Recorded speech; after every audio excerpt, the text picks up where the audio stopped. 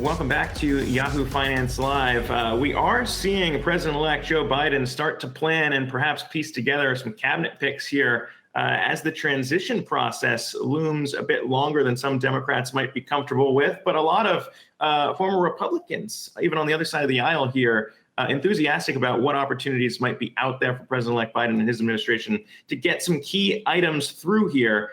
And for now, I want to dig into that with our next guest here. Carly Fiorina is Enterprise's CEO and, of course, was a former Republican presidential candidate who endorsed Joe Biden for president. We're joined by her alongside Yahoo Finance's Rick Newman as well here. Mrs. Fiorina, I guess we'll start on what has you most enthusiastic right now about some of those agenda items that might come through. Obviously, it's not just going to take Democrats here to get behind those Republicans as well, depending on how the Senate shakes out. So what are you most excited about and looking forward to in Joe Biden taking over? Well, first, I endorsed Joe Biden way back in June because I think leadership matters and character counts. Secondly, however, to your very specific question, I think many Republicans agree that we need to get this pandemic under control and that President Trump simply hasn't taken it seriously enough. I think many Republicans agree that we need to rejoin multinational alliances and strengthen our relationships with traditional allies and push back on those who have been traditional adversaries, like Russia, for example. I think there are many Republicans who are excited as well about an infrastructure package. I honestly had hoped that President Trump would move forward with an infrastructure package in 2017. He did not. But I think there is a lot of bipartisan support for infrastructure build, and Biden has spoken a lot about that. And finally, I think that if it is likely that Republicans retain control of the Senate, or at the very least that it is a very small margin one way or the other, depending on the outcome in Georgia, I think there are many Republicans who believe, okay, a big tax hike probably isn't in the cards. And yet, there are many things that can be done around the pandemic, around education reform, around health care, around infrastructure build, around multinational alliances, as I said, that there's a lot of bipartisan support for. So let's talk about what should be done around the pandemic, because there has been so much back and forth, this very long lag on a stimulus bill. What do you think should be prioritized, even in this lame duck session?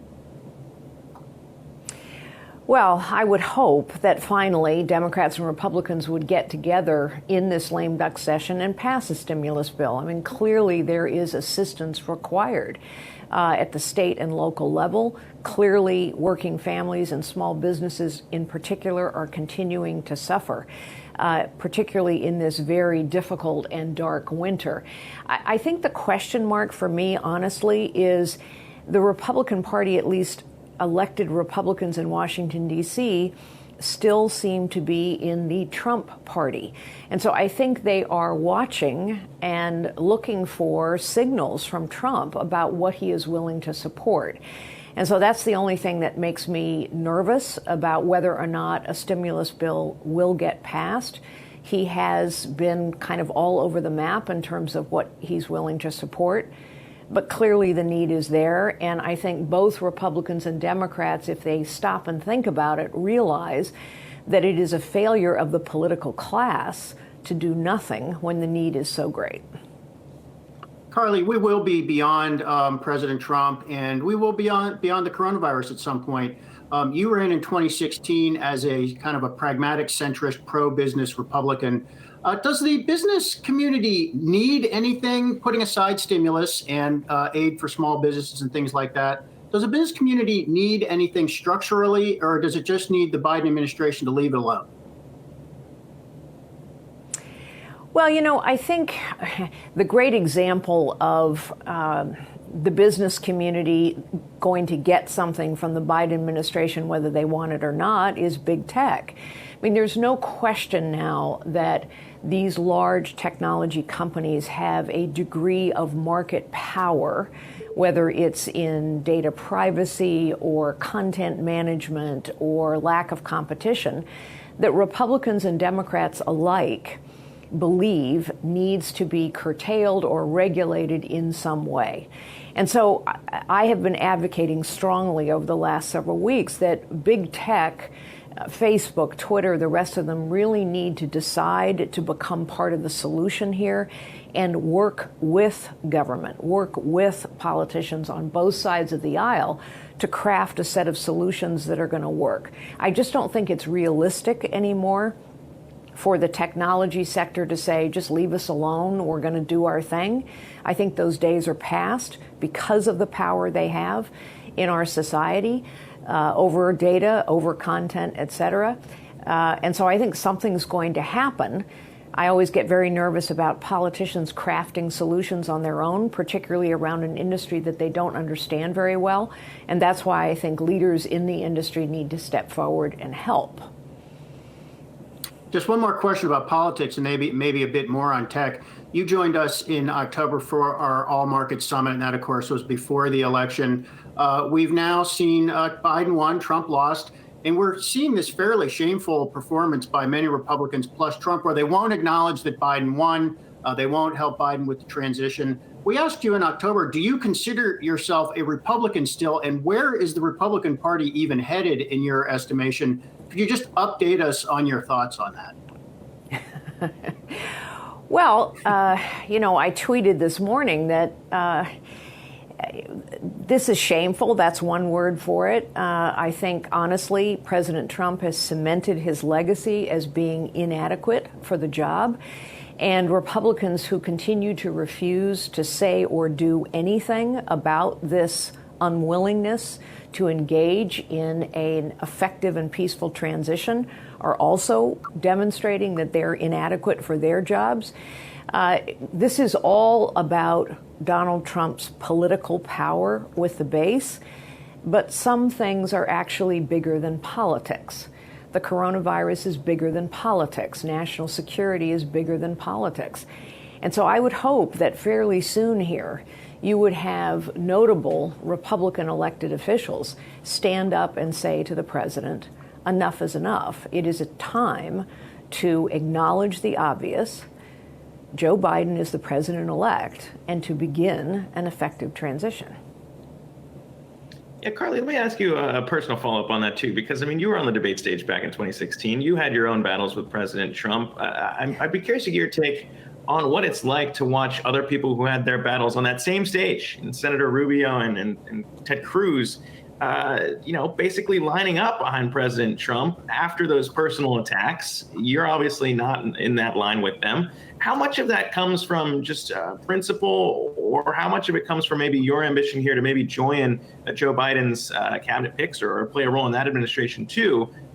What's your take on how that's shaken out? Well, to the second part of your question, I don't have an ambition to join the Joe Biden cabinet, so that doesn't factor into any of my decision making here. And I've not been in touch with the Biden campaign from the moment I endorsed him until now. So that's not the issue. To your specific question, I find it deeply disappointing, as well as, frankly, mystifying.